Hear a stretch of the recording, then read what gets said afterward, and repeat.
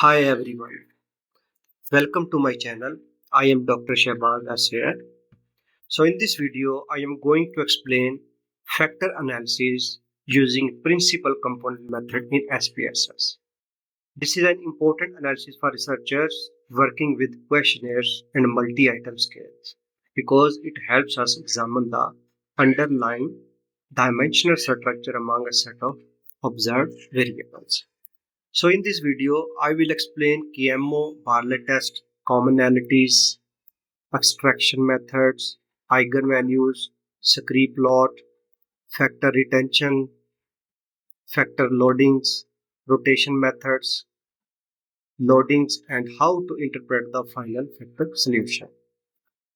So now we are going to do analysis in SPSS. So first of all, we need to click on Analyze and then click on Dimension Reduction and then Factor.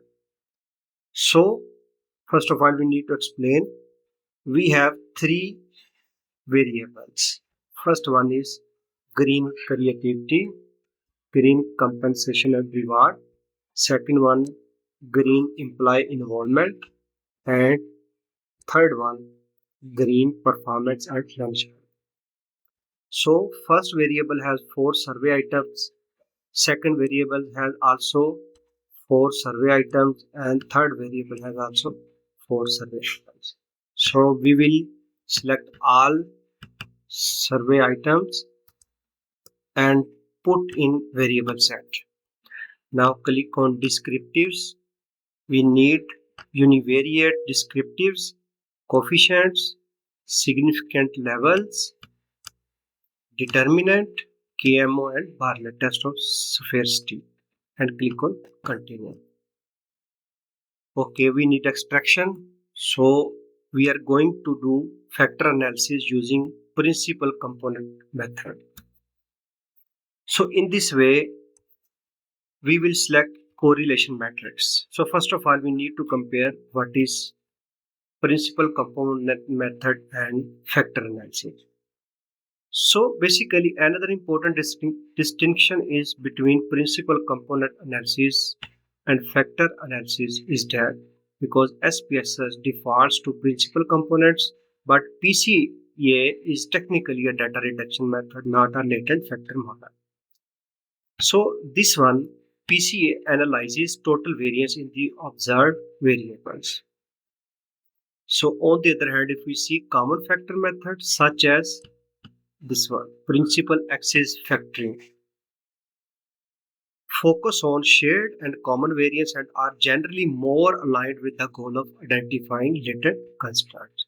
So both method, I mean principal component method and the principal axis factoring method, both different things.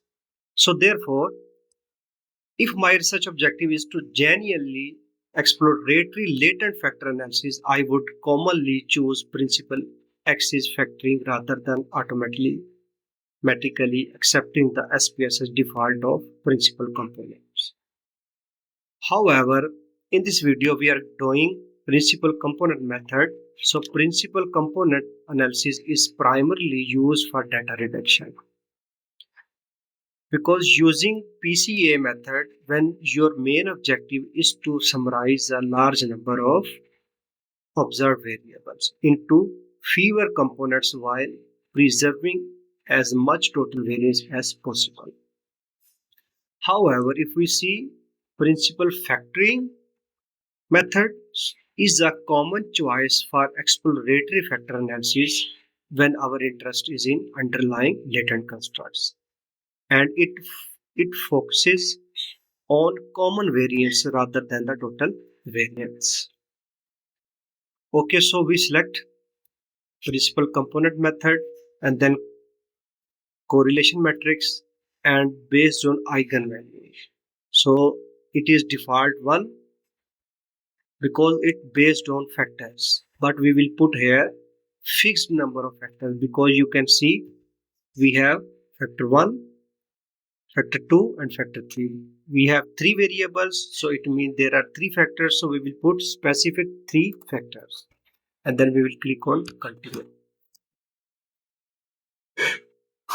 Now we'll click on rotation. So this is a very important method when we conduct the factor analysis using principal component method or principal axis factoring method. So rotation helps us obtain a simpler and more interpretable factor structure.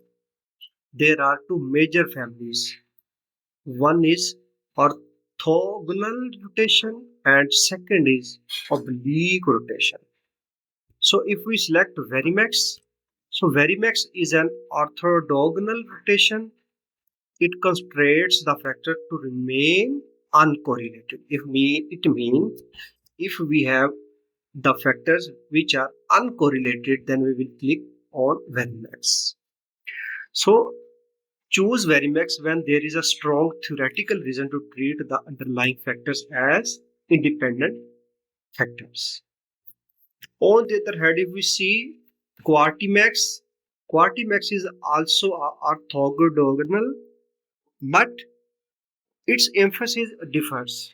It simplifies variables by encouraging each variable to load strongly on fewer factors. It can sometimes encourage a broad general factor. So now we come to Equamax. Equamax combines characteristics of Varimax and Quartimax. It is available, but it is much less commonly chosen in applied research. So next we see direct oblique factor. It allows the factors to correlate. This is often realistic in behavioral and social science research because constructs such as attitude, satisfaction, perceived usefulness, and behavioral intention may naturally be related, like our three constructs. So last one we see Promax. Promax is another oblique rotation method. It allows correlated factors and can be computationally convenient, particularly with large item sets. However, in our case, we have three sets and these three sets are uncorrelated. So that's why we will choose Varimax. So now we will click on continue. So next one is score. You don't have any concern with this box option as it is. So there is also another important thing. If you want to see the factor loading of all items higher than 0.5 because this is a acceptable criteria in exploratory factor analysis because we are doing exploratory factor analysis. So in exploratory factor analysis the factor loading should be higher than 0.5 according to Hare et al 2019. So we fixed the number here so that if any item has lower factor loading than 0.5, so it will automatically delete it from the system. So now we will click on continue and then click on OK. So here are the results. We are going to interpret the results. So first of all, you can see descriptive statistics, mean of green compensation and reward, green imply involvement, and green performance and management. On the other hand, if we see below, so this is correlation matrix. So you can see there is strong relation between the same item GCR1 and GCR2. So but we need to see the relationship with this with other survey items. You can see there is a strong relationship between GCR2 and GCR1, as well strong relationship between GCR3 and GCR1.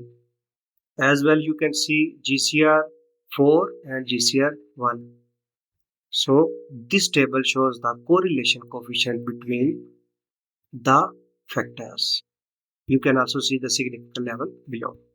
Okay, the next table. Okay, this is KM and Bartlett test. So you can say Kaiser-Meyer KMO sampling adequacy is 0.930, which is higher than 0.60. So we can say that our sample is adequate for data analysis. So we can also see Bartlett test of sphericity, and you can see the value of P is significant. The value is P is 0.000, so which is lower than the value of 0.05. So simply because we use the threshold 0.05.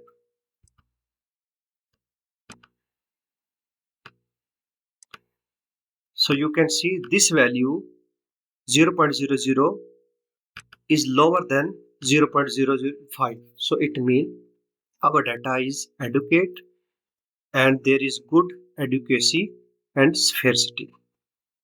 Okay, so move to next table.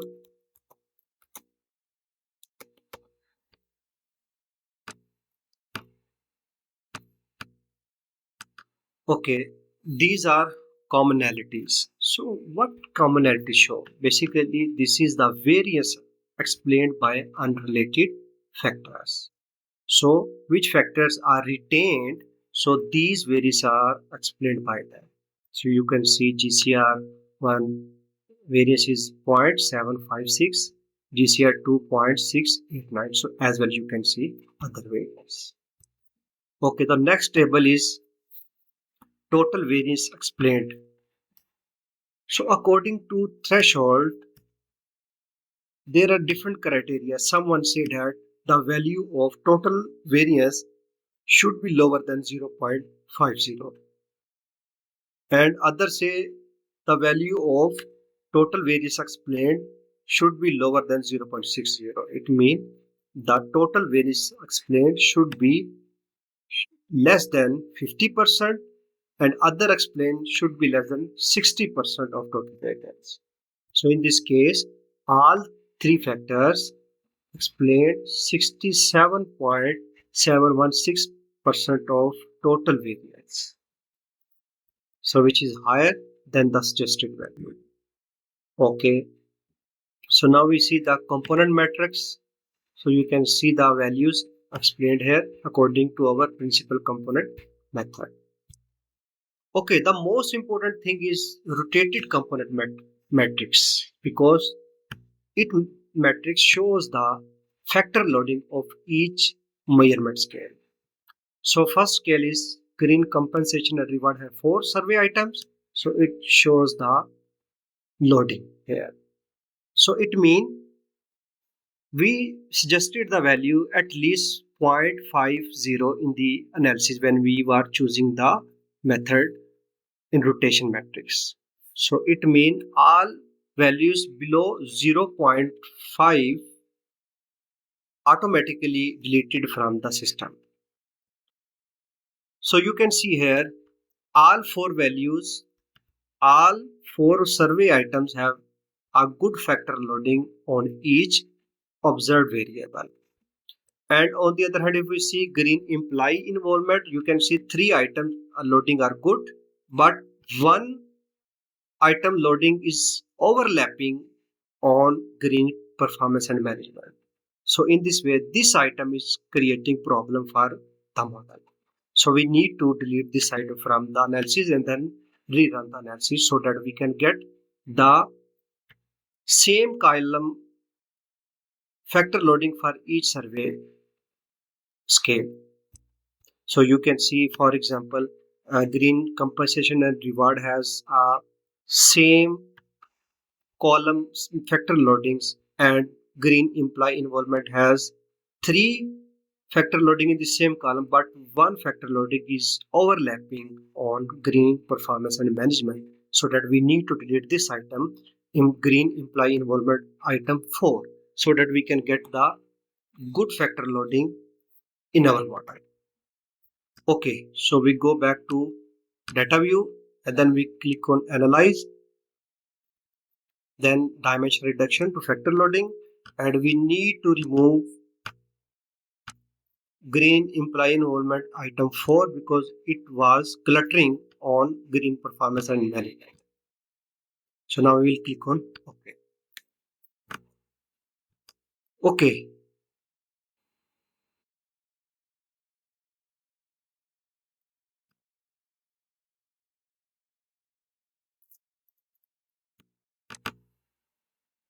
Okay, now you can see here rotative component matrix. You can see all survey items are loading on the specific variable survey items. You can see GCR 1, 2, 3 and 4 had the same column factor loading.